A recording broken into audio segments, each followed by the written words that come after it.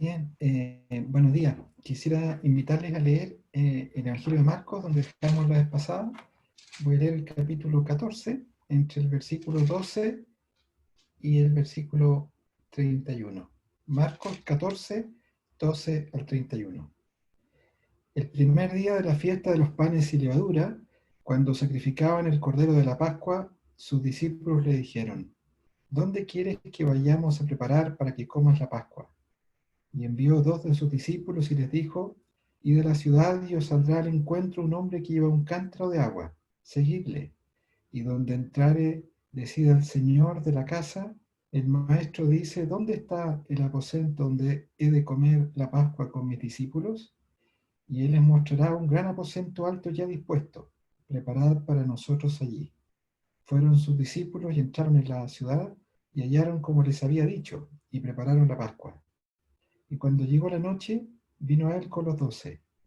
Y cuando se sentaron a la mesa mientras comían, dijo Jesús: de cierto os digo que uno de vosotros que come conmigo me va a entregar. Entonces ellos comenzaron a entristecerse y a decirle uno por uno: ¿seré yo? Y el otro: ¿seré yo? Él respondiendo les dijo: es uno de los 12 que moja conmigo en el plato. Uno que moja conmigo en el plato, no está el artículo en el texto griego. Es uno de los 12, uno que moja conmigo en el plato. A la verdad el Hijo del Hombre va según está escrito de él, mas ay de aquel hombre, por quien el Hijo del Hombre es entregado. Bueno le fuera a ese hombre no haber nacido. Y mientras comían, Jesús tomó pan y bendijo y lo partió y les dio, diciendo: tomad, esto es mi cuerpo. Y tomando la copa y habiendo dado gracias, les dio, y bebieron de ella todo. Y les dijo: esta es mi sangre del nuevo pacto, que por muchos es derramada. De cierto os digo que no beberé más del fruto de la vid hasta aquel día en que lo beba nuevo en el reino de Dios. Cuando hubieron cantado el himno, subieron al monte de los olivos. Entonces Jesús les dijo: todos os escandalizaréis. Las palabras de mí esta noche no están en el texto original. Todos os escandalizaréis, o tropezaréis, o caeréis, porque está escrito: heriré al pastor y las ovejas serán dispersadas. Pero después que haya resucitado, iré delante de vosotros a Galilea. Entonces Pedro le dijo: aunque todos se escandalicen, yo no. Y le dijo Jesús: de cierto te digo que tú, hoy, en esta noche, y la idea es en esta misma noche, antes que el gallo haya cantado 2 veces, me negarás 3 veces. Mas él con mayor insistencia decía: si me fuera necesario morir contigo, no te negaré. También todos decían lo mismo. Hasta aquí la lectura.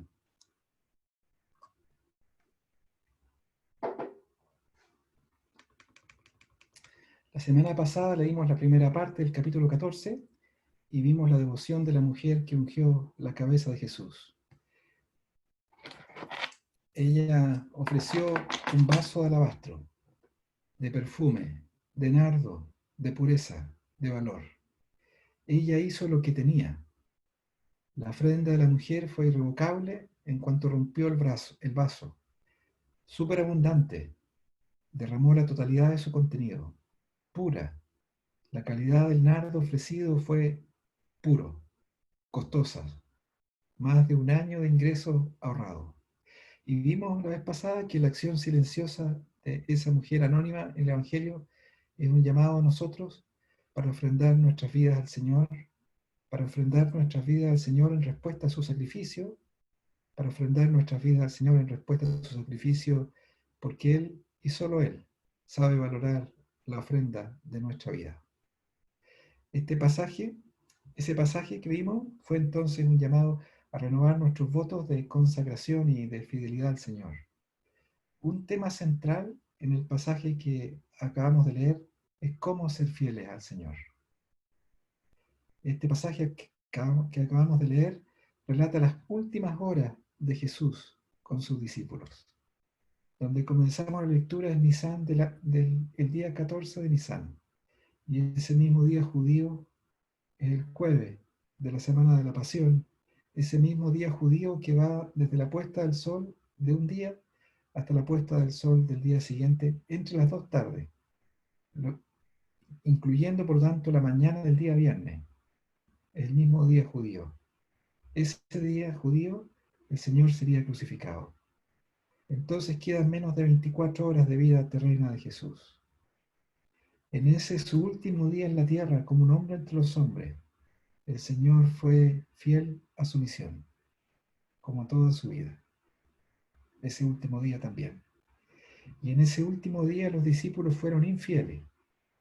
Uno de los 12 que come con Jesús le entregó, como el Señor predijo mientras comen la Pascua, en el versículo 18.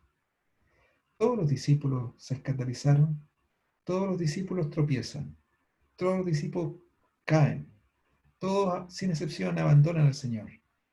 Las ovejas del rebaño fueron dispersadas, como el Señor predijo en el Monte de los Olivos en el versículo 27. Y Pedro, que aparece en el Evangelio como el líder de los apóstoles, negó 3 veces al Señor, como el Señor anunció también en el Monte de los Olivos en el versículo 30. En contraste con la infidelidad de los discípulos, la fidelidad de Jesús brilla. Jesús fielmente ofreció su vida en sacrificio por nuestros pecados. Hizo esto como vimos en el mismo día judío en que comió la Pascua con sus discípulos. El Señor dijo: tomad, esto es mi cuerpo. Y sus palabras fueron una nueva predicción de su muerte, el pan partido, excepto que ahora simbólica. Y después esto es mi sangre del nuevo pacto que por muchos se derrama. El Señor ofreció su vida en sacrificio. Jesús fue fiel estando solo, totalmente solo, abandonado por lo suyo. Todas las ovejas del rebaño fueron dispersadas. Jesús fue fiel a pesar del enorme costo involucrado, el inmensurable costo de recibir la ira de Dios contra nuestros pecados. Fue fiel a pesar de su sufrimiento, varón de dolores, experimentado en quebranto. Jesús fue fiel a pesar de la conmoción de sus emociones, a pesar de su angustia, que aparece en el jardín de Getsemaní. Jesús fue fiel a pesar de su propio deseo y de su oración no concedida, su petición no concedida, que la copa pasara de él, como también dijo en Getsemaní, esa copa de sufrimiento. ¿Cómo lo hizo? Podríamos decir: Jesucristo es Dios y era imposible que fallara. Y es cierto. Y sin embargo, Jesucristo también es hombre. Y su humanidad es igualmente perfecta, tan perfecta como su deidad. Y en su humanidad perfecta, el Señor, en las últimas horas de su vida en la tierra, es un modelo para nosotros de cómo nosotros podemos serle fieles. Y en este pasaje, la fidelidad de Jesús se basa de forma determinante, central, en su confianza inamovible en el control soberano de Dios. En contraste, la infidelidad de los discípulos en el pasaje se debe a una confianza mal puesta. Los discípulos confiaban en ellos mismos. Ahora, esto que estoy diciendo, confianza en Dios en lugar de confianza en nosotros mismos, no es la única respuesta, no es la respuesta completa a cómo ser fieles al Señor. En el pasaje que sigue, posterior al que leímos, el Señor va a decir: velad y orad para que no entréis en tentación.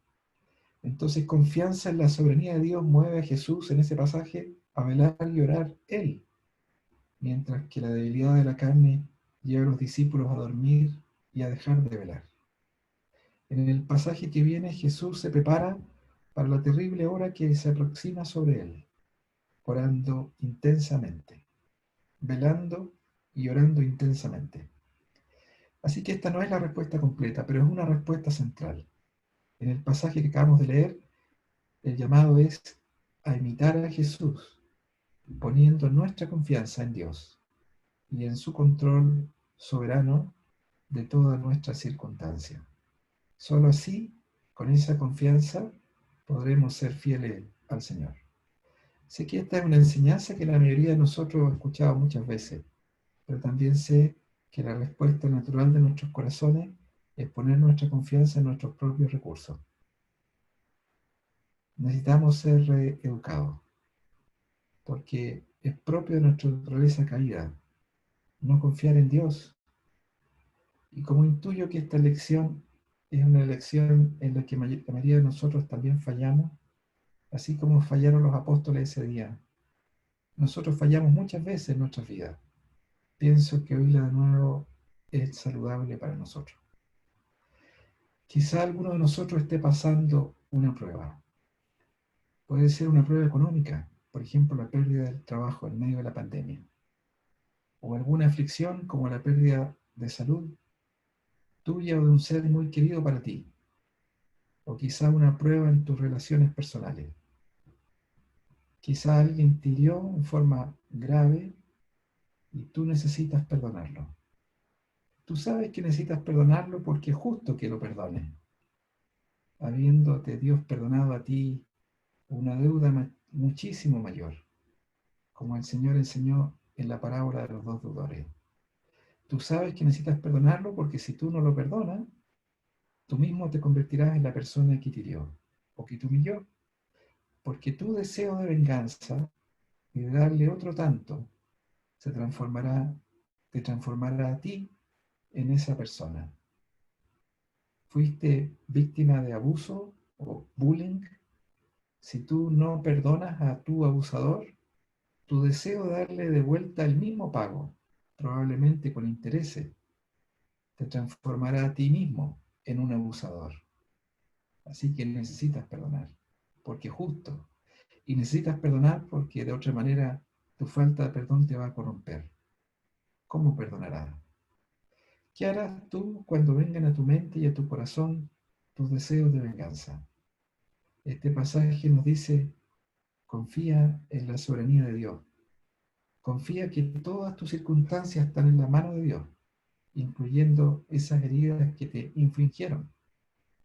Y confía en esa soberanía de Dios y en su justicia perfecta. Y con esa confianza, perdona. Y perdonar significa que tú haces el compromiso de perdonar ahora, mucho antes de que tus sentimientos te acompañen o sean sentimientos de perdón. Tú pagas ahora el costo en ese compromiso y además lo pagas en cuotas cada vez que la memoria de la herida despierta en ti nuevos deseos de revancha. Tú pagas el costo rechazando esos deseos. Perdonar es pagar tú el costo. ¿Y cómo lo hace? Hace esto armado de tu confianza en la soberanía de Dios. Hace esto con la confianza y la certeza que Dios controla todas tus circunstancias, que todo lo que Dios permite en tu vida, incluyendo el mal, es para tu bien final, y que Dios es el juez justo, que ha prometido que Él va a dar el pago, porque suya es la venganza. La venganza nos corrompe a nosotros. Solo Dios puede ejecutar venganza y seguir siendo puro. Ahora, quiero que en este pasaje noten que 3 veces el Señor dice, de cierto os digo, o de cierto te digo, 2 veces de cierto os digo, una vez de cierto te digo. Todas esas veces literalmente es amén os digo o amén te digo. Y cuando el Señor introduce así alguna palabra suya, sus palabras son especialmente solemnes, especialmente importantes. El Señor dice en el verso 18, de cierto os digo que uno de vosotros me va a entregar. En el verso 25, de cierto os digo que no beberé más del fruto de la vida hasta que el día en que lo beba nuevo en el reino de Dios. Y en el versículo 30, de cierto te digo que tú hoy, esta misma noche, antes que el gallo haya cantado 2 veces, me negarás 3 veces. Así que vamos a notar especialmente estas expresiones, amén os digo, en lo que sigue. Pero quiero entonces decirles 2 cosas que pienso que son el llamado que este pasaje, el llamado ético que este pasaje hace a nosotros en forma central. Yo me recuerdo, don Juan Cho, mucho tiempo atrás, me dijo, cada pasaje de la Biblia tiene un llamado a nosotros. Y me hizo notar que era importante eh, sacar a luz ese llamado, esa demanda ética que cada pasaje de la Biblia tiene hacia nosotros. Entonces mi primer punto es, imita el ejemplo de Jesús, quien confió en Dios y en el control soberano de Dios sobre todas sus circunstancias. Y sobre la base de esa confianza alimentado por esa confianza. Fue fiel hasta la muerte, en la prueba más segura que hombre alguno ha enfrentado. Y mi segundo punto es evita repetir el error de los discípulos que pusieron su confianza en sí mismos y fracasaron, siendo infieles en la hora en que fueron probados. Paso a mi primer punto. Imita al Señor confiando en Dios y en el control soberano de todas las cosas. Quiero que notes que en este pasaje es evidente que nada está fuera del plan de Dios, nada está fuera del propósito de Dios. Mira el plan de Dios en la preparación de la comida de la Pascua, el versículo 12. El pasaje comienza con el relato de la última cena. Es una comida despedida, pero no parece una comida despedida en el Evangelio de Marcos. Sí parece una comida despedida en el Evangelio de Juan, porque en el Evangelio de Juan hay largas instrucciones de despedida por 4 capítulos, 13, 14, 15, 16. Aquí, en cambio, no están esas instrucciones de despedida. Lo que hay es un relato breve de la comida de la Pascua, y hay sorprendentes detalles en la preparación de la comida. O sea, la preparación de la comida fue importante para lo que el evangelista Marcos quería transmitirnos. El pasaje que hemos leído comienza con la pregunta del verso 12: ¿dónde quiere que vayamos a preparar para que comas la Pascua? En el relato del Evangelio de Marcos, estos detalles de la preparación son importantes. Y estos detalles son importantes porque nos dicen que Dios está en control de todas nuestras circunstancias. Quiero hacer una primera observación sobre estos preparativos.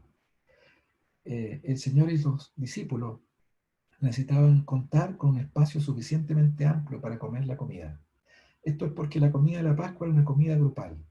Entonces necesitaban un espacio que hiciera cabida para el grupo. La Pascua era celebrada una vez al año en conmemoración de la liberación de los israelitas de Egipto.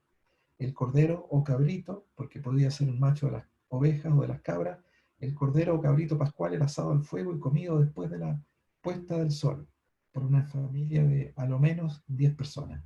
Si la familia era más pequeña, entonces se reunían 2 familias, esa familia y su vecino, a comer el cordero. Y en esta ocasión, como en otras anteriores de su ministerio, seguramente era la intención de Jesús comer la Pascua con sus discípulos, con los 12. Las otras Pascuas no están narradas en el Evangelio de Marcos, pero desde que llamó a los 12 en Galilea para que estuvieran con él y para enviarlos a predicar, habían sido un grupo unido. Entonces necesitan un lugar donde quepan 13 personas al menos. La segunda observación sobre los preparativos es que el lugar debía estar en Jerusalén. La fiesta de la Pascua se come en Jerusalén. Ahora Jerusalén es definido en forma amplia para esta ocasión, incluye hasta el Monte de los Olivos. Pero los discípulos necesitaban encontrar entonces un alojamiento en Jerusalén donde comer la carne, la Pascua, que se come después de la puesta del sol. La población de la ciudad aumentaba mucho durante la fiesta y el alojamiento podía ser difícil. Y entonces mi tercera observación es frente a estas necesidades de alojamiento para un grupo numeroso y además en la ciudad de Jerusalén que está sobrepoblada en el periodo de la Pascua, todo está previsto, todo está planeado. Eso dice el relato, eso es lo que enfatiza el relato. ¿Cómo llegar a ese lugar previsto? El Señor da instrucciones que señalan un plan previo.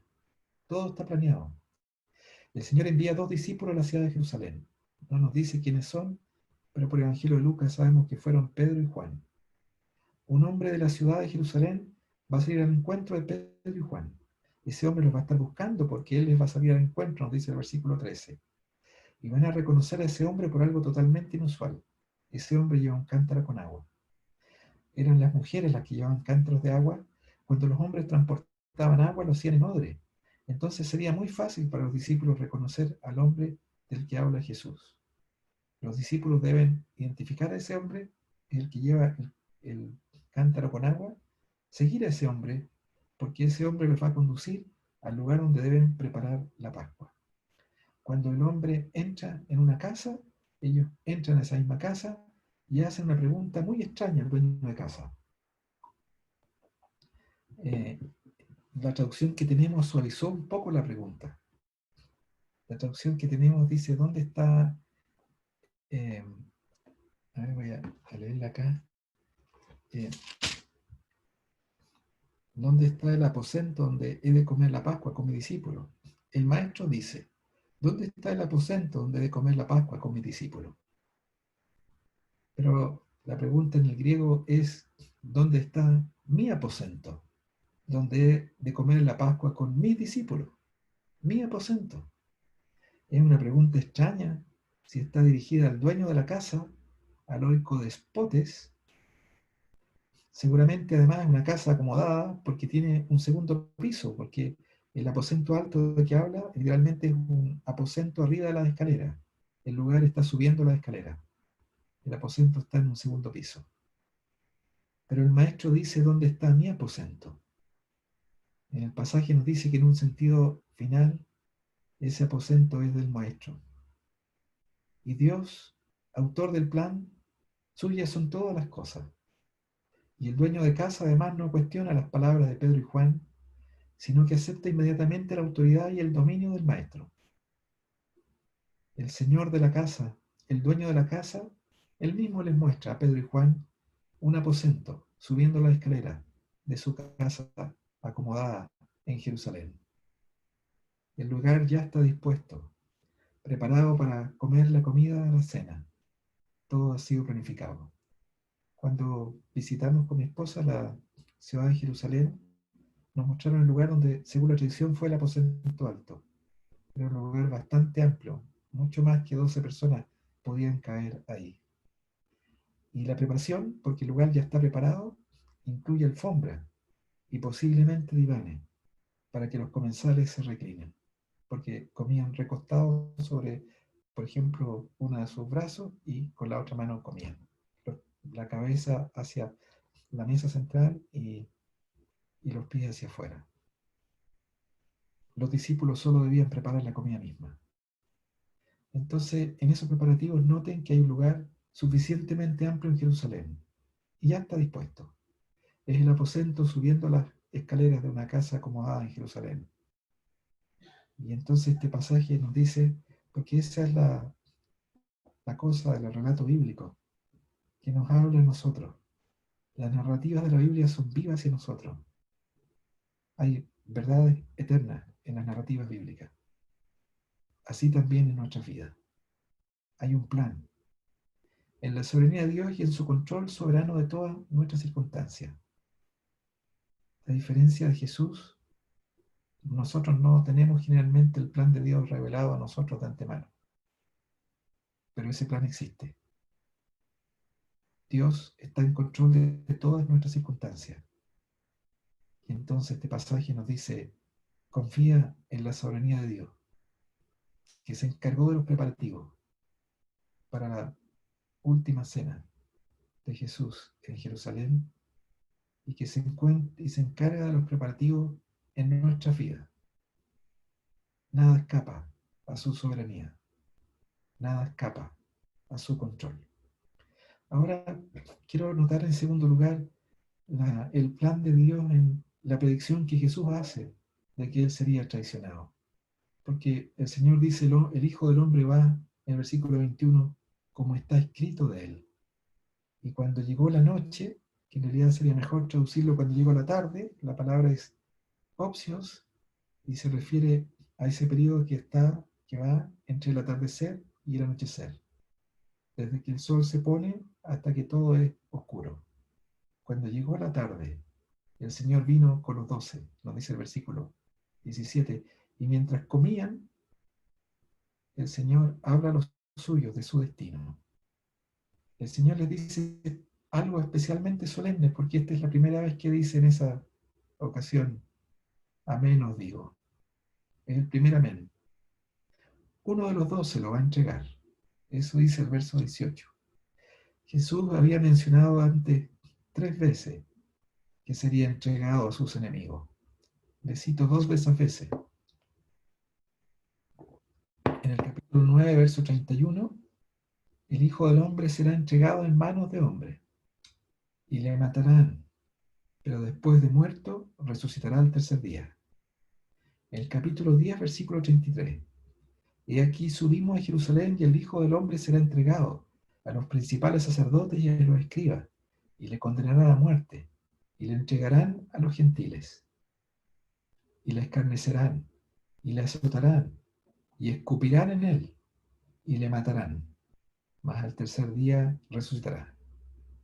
El Señor entonces, antes, camino a Jerusalén, en la sección 2 del Evangelio, en el camino entre el norte y el sur, camino a Jerusalén y al Calvario, el Señor había hablado de las burlas que va a encontrar, de que sería escarnecido, de los azotes, de los escupos, y que lo matarían. Por primera vez, aquí, cuando come el Cordero Pascual, dice, uno de los 12 apóstoles lo entregará. Y los discípulos preguntan, ¿seré yo? Uno a uno, ¿seré yo? Y el Señor dice, es uno de los 12, el que moja conmigo en el plato o la fuente. Como les dije, no está el artículo en el griego, entonces uno de los 12, uno que moja conmigo en el plato, la fuente. Eh, bueno, en realidad sí está, pero se traduce en forma general aquí. Y aquí lo estoy viendo. Heiston dodica o embaptómenos met emun eisto truglion. El Señor no identificó al traidor por estas palabras. Solo dijo que era uno cercano a él, uno que nadie esperaría. El comentario y las palabras de Jesús señalan lo traicionero de la acción de Judas. Y su comentario, uno que come conmigo, alude al cumplimiento de la profecía por tipología de Salmo 41. Salmo 41, 9. Específicamente, ese salmo comienza bienaventurado con el que piensa en el pobre. En ese salmo el Mesías es el pobre, el hombre pobre o el hombre indefenso, porque así se puede traducir la palabra usada, dal. Ese hombre indefenso que es traicionado por una persona en su círculo íntimo. Y el verso 9 al que el Señor alude acá dice, aún el hombre de mi paz, en quien yo confiaba, el que de mi pan comía, alzó contra mí el calcañar. El que de mi pan comía. Eso es lo que el Señor dice. Uno que come conmigo, el que de mi pan comía. Es el cumplimiento del Señor. En el cumplimiento, el Señor no confiaba en Judas. El Señor sabía desde el comienzo que él iba a entregar. Pero el Señor puso a Judas en una posición de confianza. O sea, no confiaba en él psicológicamente, pero lo puso en una posición de confianza. Lo llamó para que fuese uno de los 12. Y además le confió el dinero del grupo, fue el tesorero del grupo. Entonces dice el Señor, el Hijo del Hombre va como está escrito de él, en el Salmo 41. Subrayo como está escrito del Hijo del Hombre. Además, noten que el Señor dice, ay de aquel hombre por quien el Hijo del Hombre es entregado. El versículo 21. La traición de Judas fue culpable. Ay de aquel hombre. Pero a la vez, simultáneamente, la traición de Judas no fue solo decisión de Judas, porque el texto griego usa la proposición dia y no jupo o jupó. La entrega del Hijo del Hombre, el Hijo del Hombre entregado, fue dia, o sea, fue por medio de Judas. Sin duda la traición surgió de Judas. Pero el texto dice que fue por medio de Judas, porque su acción, la acción de Judas, no fue solo de Judas. La acción de Judas fue parte de un plan divino. Fue por esa la razón que Jesús escogió a Judas en primer lugar, porque para que la escritura se cumpliese. Así que sin minimizar en absoluto la responsabilidad de Judas, ay de aquel hombre por quien el Hijo del Hombre es entregado, por medio de quien el Hijo del Hombre es entregado. Sin minimizar en absoluto la responsabilidad de Judas, digo, el texto habla de que en un sentido último, en un sentido final, fue Dios quien entregó a Jesús. Por medio de Judas. Dios estuvo en control absoluto de todas las circunstancias del Hijo del Hombre. Y este pasaje nos dice, Dios también está en control de nuestras circunstancias. Ni una sola escapa a su plan. Ello no minimiza la maldad de los que nos afligen o nos hieren.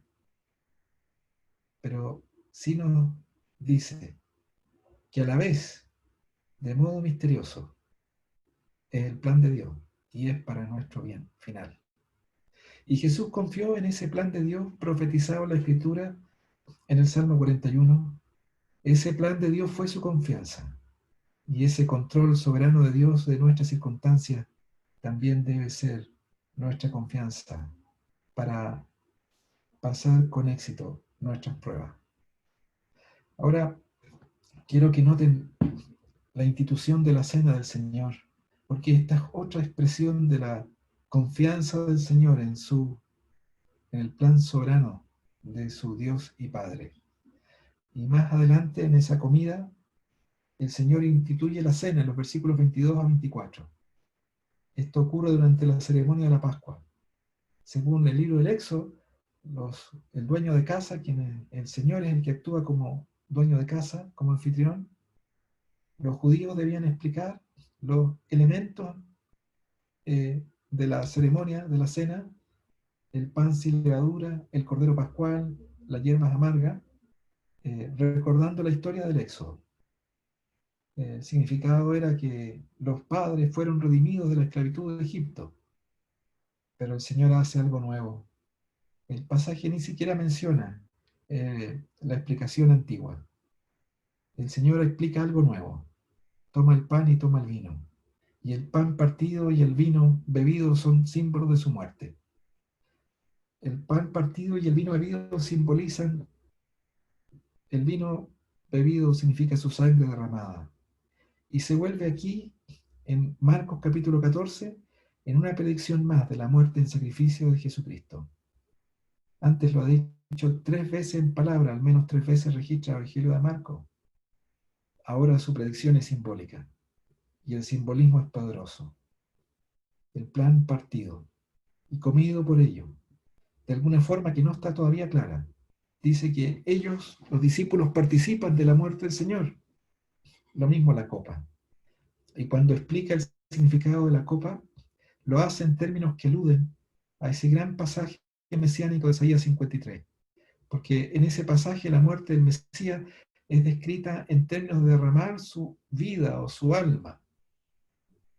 Y aquí su sangre es derramada por muchos.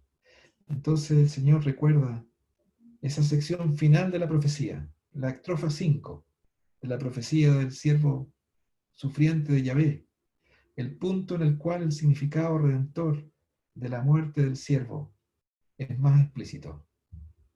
Y serenamente, en vista de lo que viene sobre él, en vista de la traición, en vista de las burlas, de las mofas, del escarnio, de los azotes, de los escupos, del desprecio, de que sería despreciado y desechado, y en vista de su muerte, serenamente el Señor bendice, en el versículo 22, el pan y da gracias por la copa en el 23.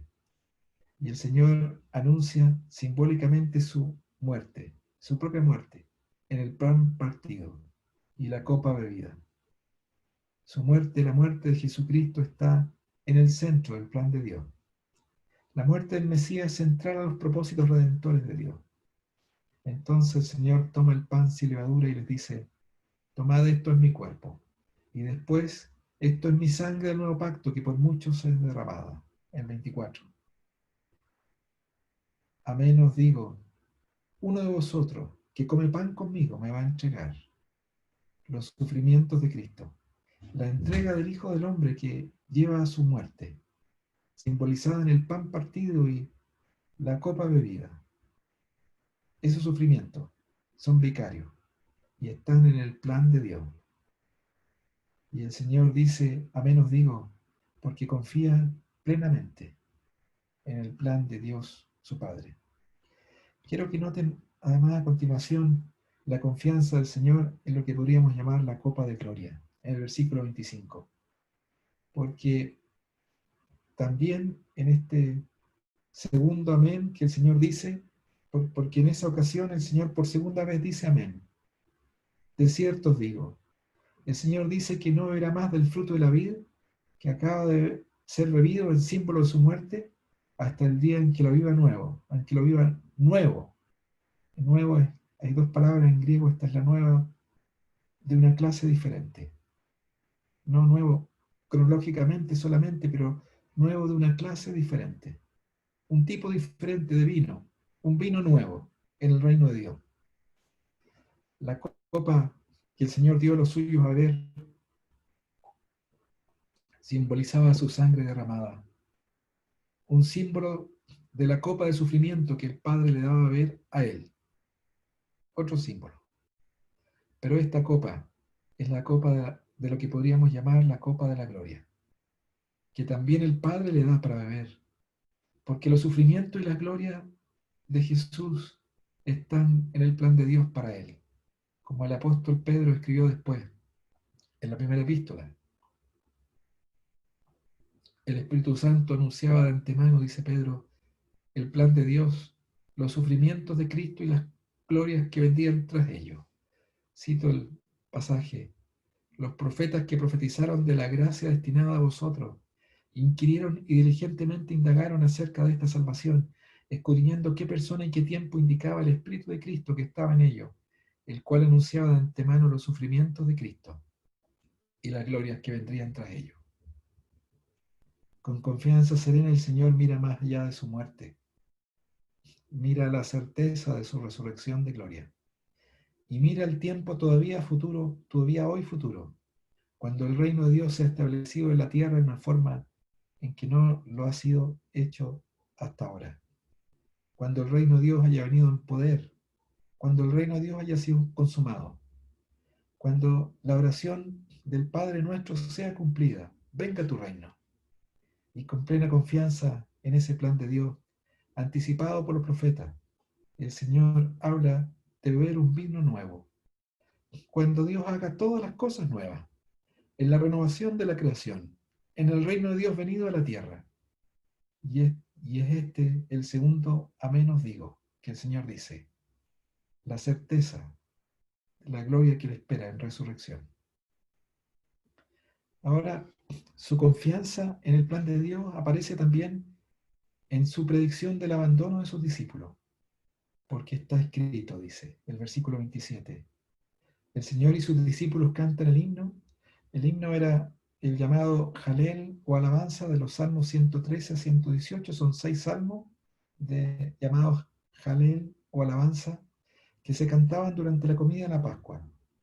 Dos de ellos, los salmos 113 y 14, justo antes de la segunda copa, había 4 copas, y 4 salmos, los salmos 115 a 118 al final de la comida, después de la cuarta copa, o la copa del Jalel, alabad, y después de cantar el himno, estos 115 a 118, el Señor y sus discípulos salen del aposento alto, bajan la escalera, salen de la casa, salen de la ciudad, propiamente tal, hacia el monte de los olivos.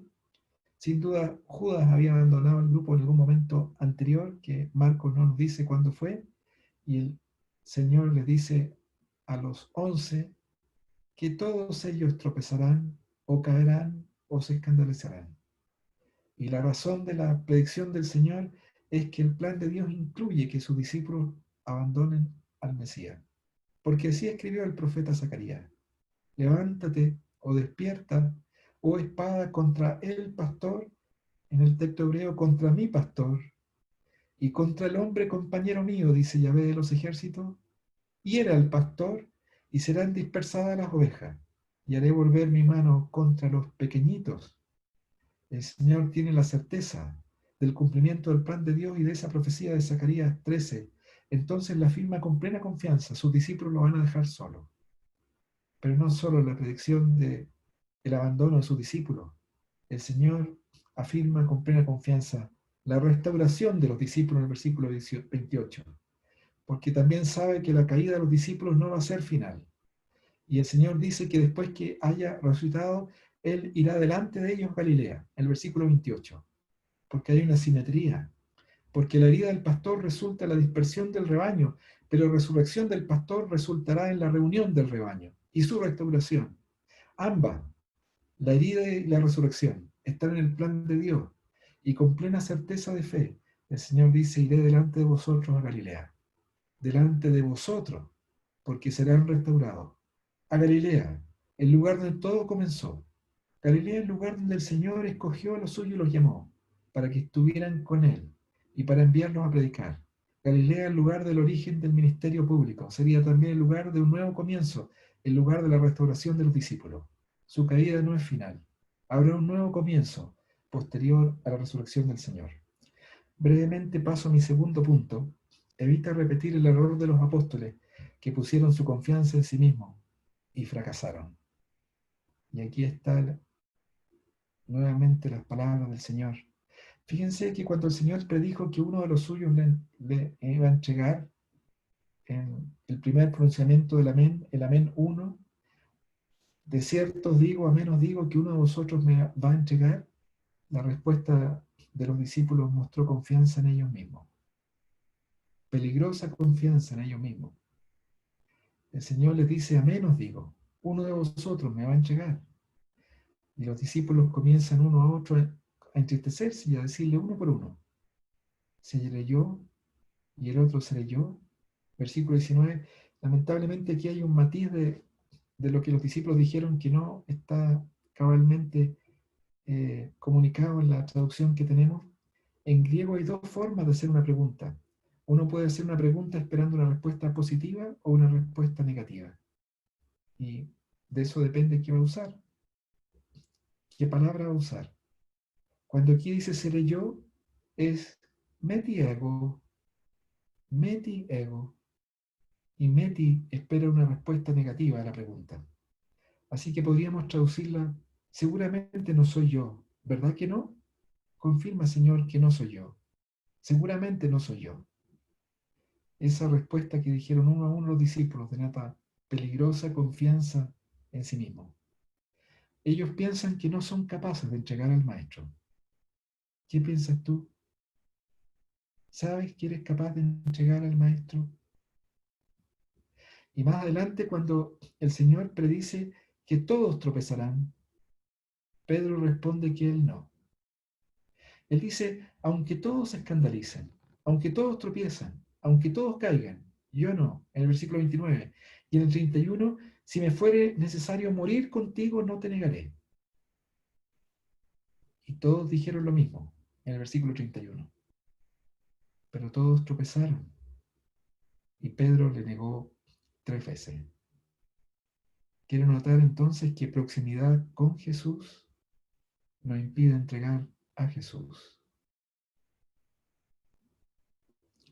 Y confianza en sí mismo es en realidad certeza de caída. Antes de la caída viene la soberbia. El que piensa estar firme, mire que no caiga. Amén te digo, antes que el gallo cante, me negará 2 veces, me negará 3 veces. Eso dijo el Señor a Pedro después que él dijo, aunque todos se escandalicen, yo no. Si tú dices, aunque todos se escandalicen, yo no, es seguro que te vas a escandalizar. Amén te digo, antes que el gallo cante 2 veces, me negará 3 veces. Los dichos del Señor que comienzan con amén son especialmente solemnes, como hemos dicho. El primer amén, la certeza de la traición y la pasión de Jesús. El amén 2, la certeza de su resurrección y la certeza de la venida futura del reino de Dios a la tierra. El amén 3, la certeza de que si confiamos en la carne, caeremos.